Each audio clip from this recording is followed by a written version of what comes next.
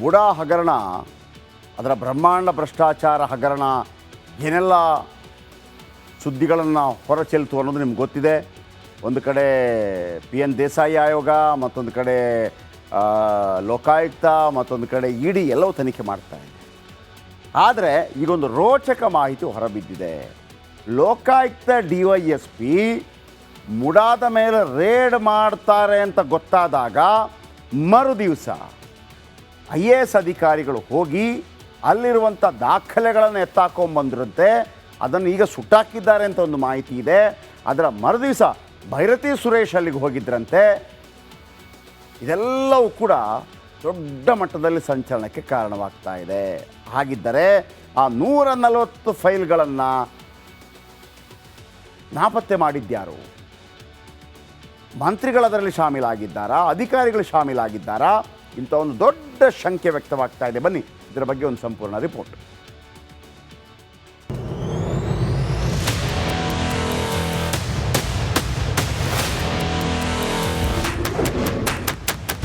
ಮೂಡ ಹಗರಣದ mega update. ದಾಳಿಗೆ search warrant ಪಡೆದಿತ್ತು ಲೋಕ. ಮೂಡ ಅಂದ್ರೆ ತಟ್ ಅಂತ ನೆನಪಾಗೋದು CM ಹಾಗೂ ಅವರ ಪತ್ನಿ ಪಾರ್ವತಿ. ಸೈಟ್ ಹಂಚಿಕೆ ಹಗರಣದ ಚಕ್ರವ್ಯೂಹದಲ್ಲಿ CM ಫ್ಯಾಮಿಲಿ ಅಂತೂ ವಿಲವಿಲ ಅಂತಿರೋದು ಗೊತ್ತೇ ಇದೆ. ಹಗರಣದ ಬಿಲ ಹೊಕ್ಕಿರುವ ಲೋಕಾಯುಕ್ತ ತನಿಖೆಯಲ್ಲಿ ಒಂದೊಂದೇ ಸ್ಫೋಟಕ ಮಾಹಿತಿ ರಿವೀಲ್ ಆಗ್ತಿದೆ.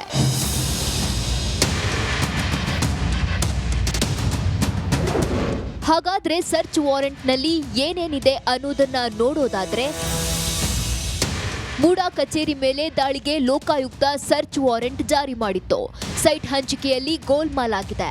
ಬದಲಿ ಸೈಟ್ ಕೊಡುವ ವಿಚಾರದಲ್ಲಿ ಕಾನೂನು ಉಲ್ಲಂಘನೆಯಾಗಿದೆ. ಮೂಡಾ ಕಚೇರಿಯಲ್ಲಿ ಇದಕ್ಕೆ ಸಂಬಂಧಿಸಿದ ದಾಖಲೆ ಇಲ್ಲ. ನೋಟಿಸ್ ಕೊಟ್ಟು ದಾಖಲೆ ಕೇಳಿದ್ರೆ ಕೊಡುವುದಿಲ್ಲ ಎಂಬ ಆರೋಪಗಳು ಸರ್ಚ್ ವಾರೆಂಟ್ನಲ್ಲಿ ಉಲ್ಲೇಖವಾಗಿದೆ. ದಾಖಲೆ ಕೇಳಿದ ಕೂಡಲೇ ದಾಖಲೆ ನಾಶ ಮಾಡ್ತಾರೆ. ಇದಕ್ಕಾಗಿ ದಿಢೀರ್ ದಾಳಿ ಅತ್ಯಂತ ಅವಶ್ಯಕತೆ ಇದೆ. ಮಹತ್ವದ ದಾಖಲೆ ಜಪ್ತಿಗೆ ದಿಢೀರ್ ದಾಳಿ ಮಾಡಲು ಸರ್ಚ್ ವಾರೆಂಟ್ ಜಾರಿ ಮಾಡಲಾಗಿತ್ತು ಎನ್ನಲಾಗಿದೆ.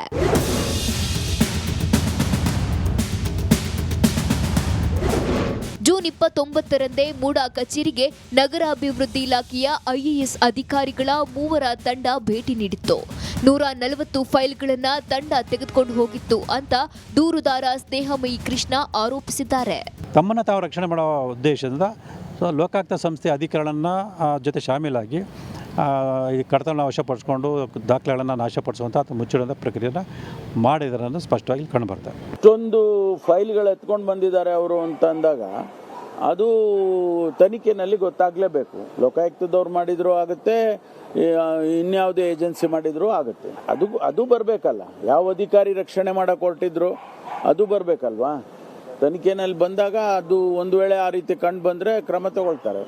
ಯಾರು ಫೈಲ್ಗಳನ್ನು ರಕ್ಷಣೆ ಮಾಡಬೇಕಾಯಿತು ಅದೇ ಅಧಿಕಾರಿ ಫೈಲ್ಗಳನ್ನು ಕಳ್ತನ ಮಾಡ್ತಾರೆ ಅಂತ ಹೇಳಿದ್ರೆ ನಮ್ಮ ರಾಜ್ಯದ ಆಡಳಿತ ವ್ಯವಸ್ಥೆ ಎಷ್ಟು ಕುಸಿದಿದೆ ಅನ್ನೋದು ಇದರಿಂದ ಸ್ಪಷ್ಟ ಆಗ್ತಾ ಇದೆ.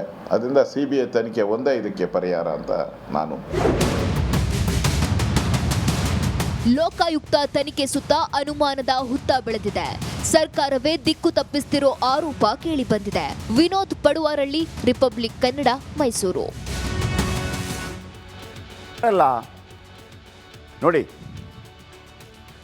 ಯಾರ ಬಗ್ಗೆ ಡೌಟ್ ಇರ್ಬೋದು? GT ದೇವೇಗೌಡರು, ಚಾಮುಂಡೇಶ್ವರಿ MLA. ಮನಸ್ಸಿಲ್ಲ ಅವರಿಗೆ. ದೇವೇಗೌಡರಿದ್ದ ಕಾರಣಕ್ಕಾಗಿ ವಾಪಸ್ ನಿಂತ್ಕೊಂಡ್ರು. ಈಗ ಚನ್ನಪಟ್ಟಣ ವಿಧಾನಸಭಾ ಉಪಚುನಾವಣೆಗೆ ಇವರನ್ನು ಕರೆದಿಲ್ಲ. ಆಮೇಲೆ ಇವರ ಮೇಲೆ ಕೆಲವು ತೂಗುಗತ್ತಿಗಳಿದೆ. ಯಾವುದು? ಮೂಡಾ ವಿಚಾರಕ್ಕೆ ಸಂಬಂಧಪಟ್ಟ ಹಾಗೆ ಇವರ ಹತ್ತಿರದ ಸಂಬಂಧಿ ಮಹೇಂದ್ರ, ಆ ಮನುಷ್ಯ 2 ಎಕರೆ ಕೊಟ್ಟು 19 ಸೈಟ್ ತಗೊಂಡಿದ್ದಾರೆ. ಮೊನ್ನೆ ಬಂದಿತ್ತಲ್ಲ. ಇನ್ನು GT ಹರೀಶ್ ಗೌಡ, ಇವರ ಪುತ್ರ ಮಂಜುನಾಥ್ ಅವರನ್ನು ಸೇರಿಸಿ ಹುಣಸೂರಿಂದ ಗೆದ್ದಿದ್ದಾರೆ. ಇನ್ನು ಶರಣಗೌಡ ಕುಂದಕೂರ್, ಗುರುಮಿಟ್ಕಲ್, ಆರಂಭದಿಂದಲೇ ಅಪಸ್ವರ ಎತ್ತಿದ್ರು, ಬೇಡ ಬೇಡ BJP ಜೊತೆ ಬೇಡ. ಇನ್ನು ಕರೆಮ್ಮ ನಾಯಕ್, ದೇವದುರ್ಗ. ಯಾಕಂದರೆ ಅಲ್ಲಿಯ BJP ನಾಯಕರು ಯಾವ ರೀತಿ ಕುಮಾರಸ್ವಾಮಿ ಅವರನ್ನು ಹೀಯಾಳಿಸಿದರು ಅಂತಂದರೆ, ಬೇಡ ನಮಗಾಗ್ತಾ ಇಲ್ಲ ಅಂತ ಆರಂಭದಿಂದ ಹೇಳಿದರು. ಸಮೃದ್ಧಿ ಮಂಜುನಾಥ್ ಮುಳಬಾಗಿಲಲ್ಲಿ. ಆಮೇಲೆ ಸ್ವರೂಪ್ ಪ್ರಕಾಶ್ ಕೂಡ ಅಂತೆ. ಮಂಜು ಎ ಮಂಜು ಅರಕಲಗೂಡು MLA, ಇವರ ಮಗ ಮಂತರಗೌಡ ಕಾಂಗ್ರೆಸ್ನಿಂದ MLA. ಕೊಡಗಿನಿಂದ ಇವರ ಮಗ ಮಂತರಗೌಡ ಕಾಂಗ್ರೆಸ್ನಿಂದ MLA ಇದ್ದಾರೆ ಈಗಲೂ ಕೂಡ. ಇವರು JDSನಿಂದ MLA. ಆಮೇಲೆ ಇವ್ರದ್ದೊಂದು ಮಜಾ ಇದೆ. ಇವರು ಕಳೆದ ಲೋಕಸಭಾ ಚುನಾವಣೆಯಲ್ಲಿ ಅಂದರೆ ಬಿಫೋರ್ ದ್ಯಾಟ್ ಪ್ರಜ್ವಲ್ ರೇವಣ್ಣ ವಿರುದ್ಧ ಸ್ಪರ್ಧೆ ಮಾಡಿದರು. ಸೊ ಹಾಗಾಗಿ ಇವರು ಕೂಡ ಕಾಂಗ್ರೆಸ್ನತ್ತ ಮನಸ್ಸು ಮಾಡಿರ್ತಾರೆ. ಆದರೆ ಇವರನ್ನು ಕರ್ಕೊಂಬರುವಂಥ ನಾಯಕ ಯಾರು? GT ದೇವೇಗೌಡರನ್ನ ಕೇಳಿಕೊಂಡು ಅಥವಾ CM ಇಬ್ರಾಹಿಂ ಅವರನ್ನ ಕೇಳಿಕೊಂಡು ಇವರೆಲ್ಲ ಬಂದುಬಿಡ್ತಾರಾ? ನೋ, ಕಷ್ಟ ಇದೆ. DK ಓಕೆ ಅಂದರೆ ಒಂದು ಅವಕಾಶಗಳಿರ್ಬೋದು. ಬಟ್ DK ಶಿವಕುಮಾರ್ ಓಕೆ ಅಂತಾರ ಅಗತ್ಯ ಇದೆಯಾ ಗೊತ್ತಿಲ್ಲ, ಕಾದು ನೋಡೋಣ. ಇನ್ನು ಒಂದು ಕಾಲದಲ್ಲಿ JDS ಯಾವ ರೀತಿ ಇತ್ತು, ಅದು ನಾಯಕರನ್ನ ಹುಟ್ಟು ಹಾಕೋ ಕಾರ್ಖಾನೆ. ಅದನ್ನು ಕಂಡು ಜನರು ಕೂಡ ವೋಟ್ ಹಾಕ್ತಾಯಿದ್ರು. ನಾನು ಮೊನ್ನೆ ಕೂಡ ಹೇಳಿದೆ, ಎಂತೆಂಥ ನಾಯಕರು ಫಸ್ಟ್ ಸೀಟಲ್ಲಿ ಕೂರ್ತಾಯಿದ್ರು. ದೇವೇಗೌಡರು, ರಾಮಕೃಷ್ಣ ಹೆಗಡೆ, ನಂಜೇಗೌಡರು, PGR ಸಿಂಧ್ಯಾ, ಬೈರೇಗೌಡರು, ಎಷ್ಟು ಜನ, MP ಪ್ರಕಾಶ್, ರಮೇಶ್ ಕುಮಾರ್, ಬಾ ಆಮೇಲೆ ಗೋವಿಂದ ಕಾರಜೋಳ, ರಮೇಶ್ ಜಿಗಜಿಣಗಿ, ಎಲ್ಲ ಮುಖ್ಯಮಂತ್ರಿ ಕ್ಯಾಂಡಿಡೇಟ್ಗಳೇ. ಆದರೆ JDS ಅಥವಾ ಜನತಾ ಪರಿವಾರ ಈಗ ಬದಲಾಗಿದೆ. ಬರೀ ಕುಟುಂಬ ರಾಜಕಾರಣ ಮಾಡ್ತಾ ಇದೆ. ಇದೀಗ ಇಬ್ಬರು ಒಕ್ಕಲಿಗ ನಾಯಕರು ಸೇರಿದಂತೆ ಅನೇಕರು JDS ಮುಗಿಸಲು ಮುಂದಾಗಿದ್ದಾರಾ? JDS ಅಸ್ತಿತ್ವ ಉಳಿಸ್ಕೊಳ್ಳುತ್ತಾ ಇಲ್ವಾ? ಬನ್ನಿ ಒಂದು ರಿಪೋರ್ಟ್.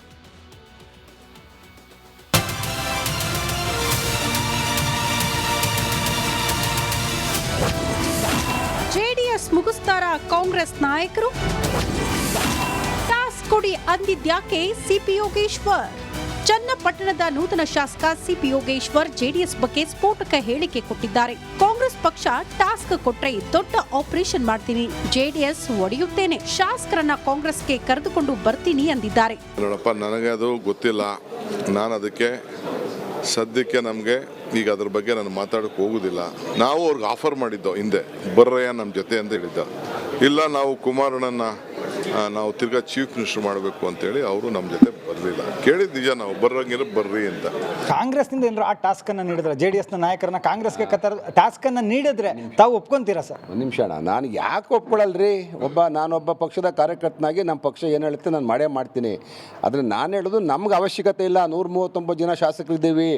JDSನ ಶಾಸಕರು ಇವತ್ತು ಅವ್ರ ಪಕ್ಷ ನಶಿಸೋಗ್ತಾ ಇರೋದ್ರಿಂದ ಪರ್ಯಾಯವಾಗಿ ಅವರೇ ಆಲೋಚನೆ ಮಾಡಬೇಕು ಅನ್ನೋದನ್ನು ನಾನು ಇವತ್ತು ಈಗ ಏನು ರಾಜ್ಯದ ಜನತೆ ಗಮನಕ್ಕೆ ತಗೊಂಡ್ಬರ್ತಾ ಇದ್ದೀನಿ. ಈಗ ಚಾಲೆಂಜ್ ಮಾಡಿದಂಥ ದೇವೇಗೌಡರು ಸಕ್ಸಸ್ ಆಗಿಲ್ಲ ಅಂದಮೇಲೆ ಅವರು ಪಕ್ಷನ ಡಿಸಾಲ್ವ್ ಮಾಡಬೇಕು. CP ಯೋಗೇಶ್ವರ್ ಮಾತಿನಿಂದ JDS ನಾಯಕರು ಕೆರಳಿ ಕೆಂಡವಾಗಿದ್ದಾರೆ. ಕಾಂಗ್ರೆಸ್ನ 30ಕ್ಕೂ ಹೆಚ್ಚು ಶಾಸಕರು ಅಸಮಾಧಾನಗೊಂಡಿದ್ದಾರೆ ಅಂತ ನೀವೇ ಹೇಳಿದ್ರಿ. ಅವರ ಹೆಸರನ್ನ CM DCMಗೆ ಕೊಡಿ ಅಂತ ಮಾಜಿ ಸಚಿವ ಸಾರಾ ಮಹೇಶ್ ಕಿಡಿಕಾರಿದ್ದಾರೆ. ಕಾಂಗ್ರೆಸ್ಸಿಂದ 35-40 ಜನ ಬರಲಿಕ್ಕೆ ರೆಡಿ ಇದ್ದಾರೆ.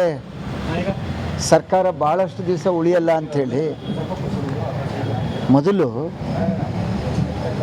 ಈಗ ಮಾನ್ಯ ಮುಖ್ಯಮಂತ್ರಿಗಳಿಗೆ, ಉಪಮುಖ್ಯಮಂತ್ರಿಗಳಿಗೆ ಅವ್ರು ಯಾರ್ಯಾರು ಅಸಮಾಧಾನ ಇರೋರು ಅವ್ರದ್ದೆಲ್ಲ ಪಟ್ಟಿ ಕೊಟ್ಟು ಅವರನ್ನೆಲ್ಲ ಸಮಾಧಾನ ಪಡಿಸ್ಕೊಂಡು 3 ವರ್ಷ ಸರ್ಕಾರನ ಉಳಿಸ್ಕೊಳ್ಳುವಂತ ಸಲಹೆ ಕೊಡಿ.